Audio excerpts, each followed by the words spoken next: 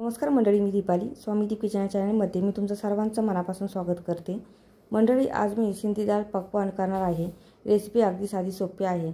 नाश्ता म्हणून खा किंवा चाट म्हणून खा, एकदा खाल्ली तर चटक लागल्याशिवाय राहणार नाही। मंडळी, आजची रेसिपी आवडली तर हा व्हिडिओ तुमच्या फ्रेंड्सला रिलेटिव्हला शेअर करा। चला तर मग मंडळी, रेसिपीला सुरुवात करूया। इथे मी 1 वाटी हरभरा डाळ घेतलेली आहे। हरभरा डाळ मी चांगली निवडून घेतलेली आहे, त्यातले काही खडे असेल ते काढून घेतलेले आहे। इथे मी 2 चमचे मूग डाळ घालून घेते। मूग डाळ घातल्यामुळे डाळ छान थिक होते आणि चवीला ही डाळ खूप चविष्ट लागते। आता दोन्ही डाळ मी एकत्र करून घेते आणि 2 पाण्याने छान स्वच्छ धुवून घेते। हे पहा, डाळ मी छान स्वच्छ धुवून घेतलेली आहे। आता 1 तांब्या पाणी घालून घेते आणि डाळ मी 15 मिनिट भिजवून घेणार आहे, म्हणजे डाळ चांगली भिजेल आणि चांगली फुलेल। चांगली फुलल्यामुळे ती लवकर शिजली जाईल। आता बाउलवर झाकण ठेवते आणि 15 मिनिट रेस्ट देते। हे पहा, इथे 15 मिनिट झालेले आहे। डाळीवरचं मी झाकण काढून घेतलेलं आहे। तुम्हाला डाळ दिसतच असेल किती छान फुललेली आहे आणि किती नरम झालेली आहे। आता डाळीमधलं पाणी काढून घेते आणि कुकरमध्ये घालून घेते। मी कुकरमध्ये डाळ शिजवून घेणार आहे। इथे मी डाळीमध्ये 1 तांब्या आणि वर थोडंसं पाणी घालून घेतलेलं आहे। आता थोडीशी हळद घालून घेते, 1 चमचा तेल घालून घेते। तेल घातल्यामुळे डाळ छान शिजते आणि मऊसूत होते। आता डाळीमध्ये थोडंसं हिंग घालून घेते, त्यामुळे डाळ छान चविष्ट होते। आता कुकरला झाकण लावते आणि गॅसवर ठेवते। डाळ चांगली भिजल्यामुळे डाळ शिजायला वेळ लागणार नाही, फक्त 1 शिट्टी देणार आहे। इथे मी एका मोठ्या परातीमध्ये 1 मोठी वाटी मैदा घालून घेते। मैदा चांगला मी चाळून घेतलेला आहे। 5 चमचे बारीक रवा घालून घेते।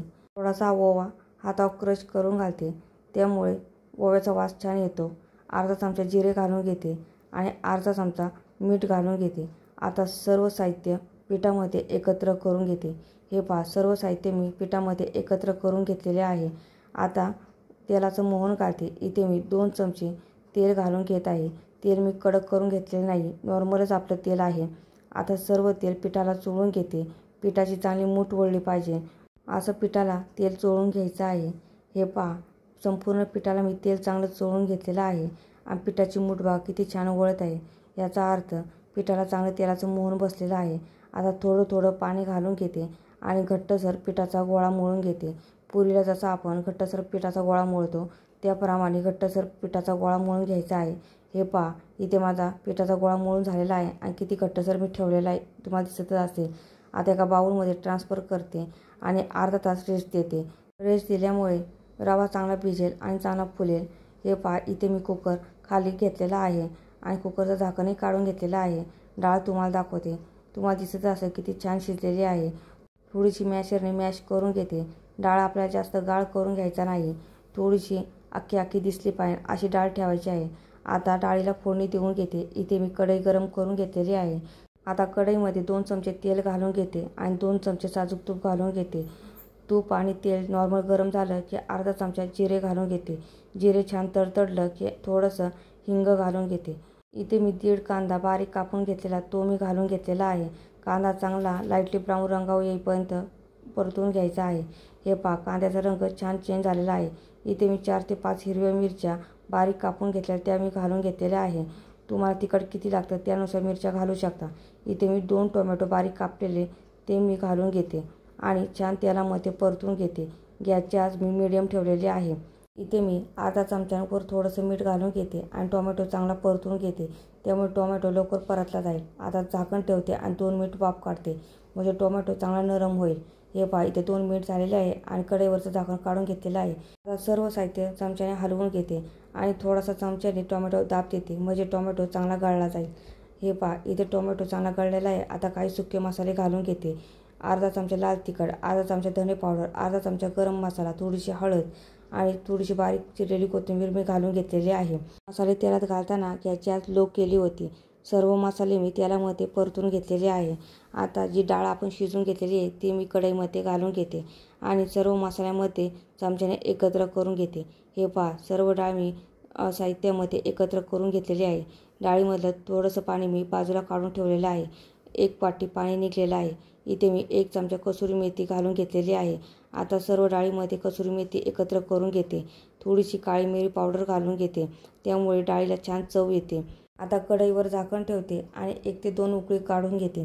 इथे मी हिरवी चटणी करून घेणार आहे। त्यासाठी मिक्सरच्या भांड्यामध्ये 4 ते 5 लसूण पाकळ्या घालून घेतलेल्या आहे, 3 हिरव्या मिरच्या घालून घेतलेल्या आहे, थोडीशी कोथिंबीर घालून घेतलेली आहे, अर्धा चमचा जिरे घालून घेतलं, 1 वाटी पुदिन्याची पाने घालून घेतली, अर्धा लिंबूचा रस पिळून घेतलेला आहे, अर्धा चमचा मीठ घालून घेतलेला आहे, थोडीशी साखर घालून घेतली, 3 ते 4 बर्फाचे क्यूब घालून घेतले, थोडंसं पाणी घालून घ्यायचं आणि बारीक पेस्ट करून घ्यायची। हे एवढी बारीक पेस्ट करून घ्यायची आहे। आता 2 चमचे दही घालून घेते आणि पुन्हा एकदा मिक्सरला फिरवून घेते। इथे आपली हिरवी चटणी तयार झालेली आहे। एकीकडे डाळही झालेली आहे। कढईवरचं झाकण काढून घेतलेलं आहे। आता चमच्याने थोडीशी डाळ हलवून घेते। डाळ बघा किती छान दाटसर झालेली आहे आणि अख्खी आहे, अशी अख्खी डाळ दिसली पाहिजे। इथे आपली डाळ तयार झालेली आहे। आता पकवान करून घेते। इथे मी पिठावरचं झाकण काढून घेतलेलं आहे। आता पिठाचा गोळा थोडासा किचनवर मळून घेते। किचन स्वच्छ आहे त्यामुळे किचनवर मी मळून घेतलेलं आहे। आता छोटे छोटे उंडे काढून घेते। तुम्हाला किती मोठी किंवा लहान पुरी करायची आहे त्यानुसार तुम्ही पिठाचे गोळे काढू शकता। इथे मी छोटे छोटे गोळे काढलेले आहे, जेणेकरून मीडियम साईजच्या पुऱ्या होतील। या पुऱ्या लाटताना शक्यतो कोरड्या पिठाचा वापर करायचा नाही, त्यामुळे तेलात पुरी सोडली की तेल पिठामुळे घाण होतं आणि पुरी लाटताना कोरड्या पिठाची गरज लागत नाही। पटपट मला लाटायला येत आहे। तुम्हाला जर थोडीफार गरज लागत असेल तर थोडंसं पिठाचा वापर करा। हे पहा, इथे एवढी पातळ मी पुरी लाटून घेतलेली आहे।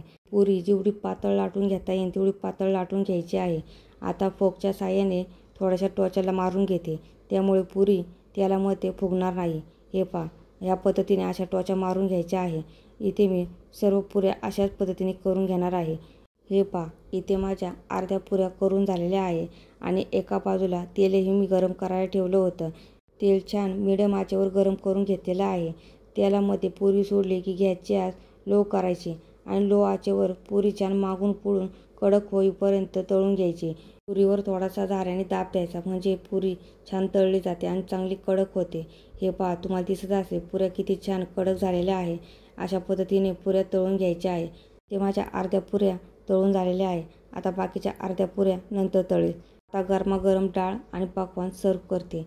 डाळ बाउलमध्ये घालताना तुम्हाला दिसतच असेल की डाळ किती थिक झालेली आहे। जे 1 वाटी मी पाणी ठेवलं होतं तेही मी घालून घेतलं होतं, तरीसुद्धा डाळ बघा किती छान थिक झालेली आहे। आता वरून फोडणी देते। फोडणीसाठी अर्धा चमचा तेलामध्ये अर्धा चमचा काश्मीरी लाल मिरची पावडर घालून घेतली आणि ती फोडणी डाळीवरून दिली, त्यामुळे डाळ छान आकर्षक दिसते। वरून कांदा, टोमॅटो, कैरी, हिरवी चटणी आणि चिंच गुळाची आंबट गोड चटणी वरून घालून घेतली, थोडीशी कोथिंबीर घालून घेतली, बारीक शेव घालून घेतली। मंडळी, ह्या रेसिपीमध्ये चिंचेची आंबट गोड चटणी कशी करायची हे मी दाखवले नाही, कारण कालच मी चिंचेची आंबट गोड चटणी कशी करायची ही रेसिपी चॅनेलवर अपलोड केलेली आहे। तशीही मी डिस्क्रिप्शन बॉक्समध्ये रेसिपीची लिंक देणारच आहे, तुम्ही नक्की बघा।